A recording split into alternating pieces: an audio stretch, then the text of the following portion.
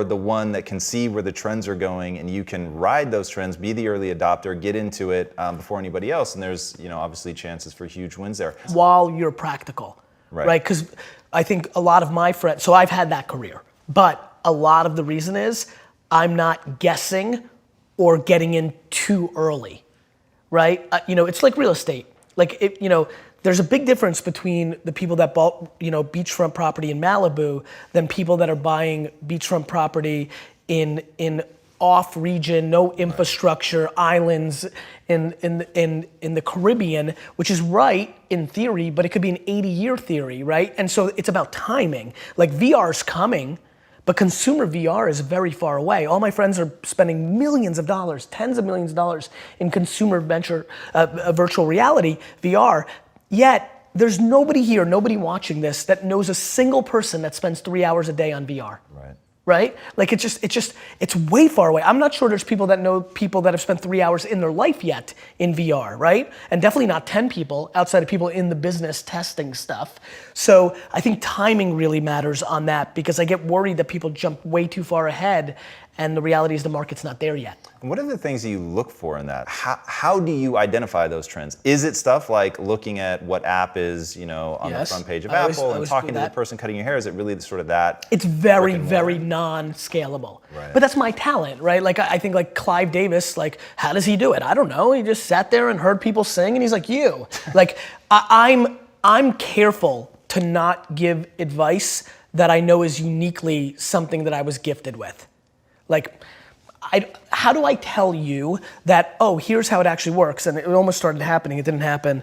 Like, I actually get goosebumps. Like real heavy goosebumps when I hear something that I know feels right.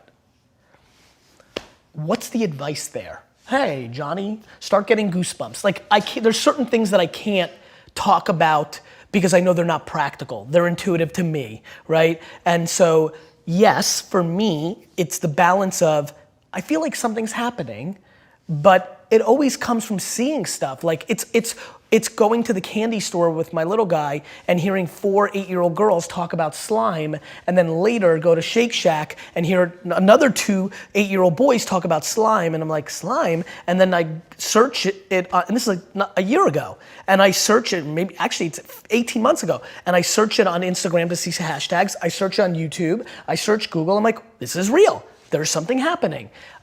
Spinners, right? Like fads are easy for me.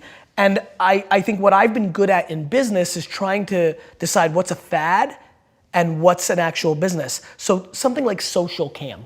I downloaded it and got very serious about it in 2011.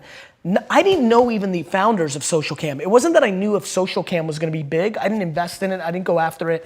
But I knew video on the mobile device was gonna be big. So when Vine got hot very quickly, I was an early mover, an early advocate of Vine and Vine influencers, right? Which, by the way, Vine influencers are absolutely the precursor to this Snapchat, Instagram thing we're dealing with right now. That's where they came from first. Instagram was photos. Then when Vine was dying a little bit, they all moved over to Instagram. Instagram was smart and made video, 1-minute videos, and that's when you saw the shift, and that became the seed and the foundation of Instagram influencers, which is an enormous billion-dollar industry now. Everyone's like, how are you so early? It's because I put in the work. 2011, Social Cam, learn how video on mobile works. 2013 comes along, Vine pops. I'm like, that's right. I lived through YouTube 2006-07, being a YouTube celebrity for my wine show, so I knew what it looked like. I saw that the Vine kids were that. I flew to LA and met Brittany Furlan and King Batch. I put in the work. And so it's intuition, but it's also putting in the work.